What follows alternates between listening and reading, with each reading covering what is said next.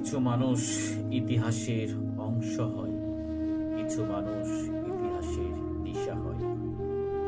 আমাদের প্রজন্মের জন্য খালেদা জিয়া ছিলেন দিশা, রাজনৈতিক আলোর দিশারি ছিলেন খালেদা জিয়া।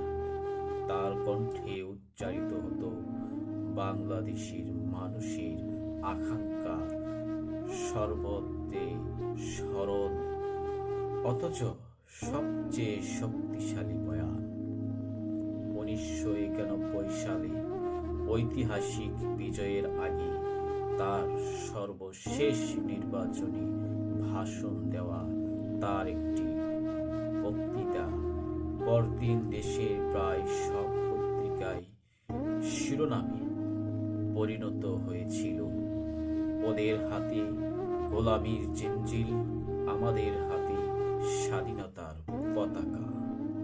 বাংলাদেশের কোনো রাজনৈতিক নেতা কখনো দেশের সম্মিলিত ভয় এবং স্বপ্নকে এত গভীরভাবে, এত সহজে ভাষা দিতে পারেননি।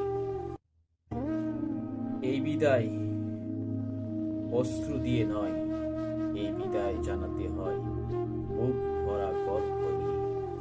আমরা আমাদের তারুণ্যের কমান্ডারকে বিদায় শ্রদ্ধায় আর গর্বে। অসীমের পথে আপনার অনন্ত যাত্রা শুভ হোক কমান্ডার। বেগম খালেদা জিয়া, যুগ যুগ তোমার কথা মানুষের স্মরণীয় হয়ে থাকবে।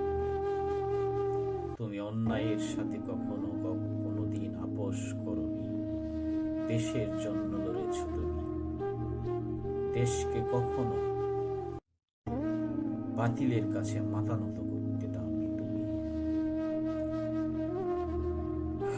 তোমার জন্য আমার পক্ষ থেকে, জনিস এন্টারটেনমেন্ট ইউটিউব চ্যানেলের পক্ষ থেকে স্যালুট।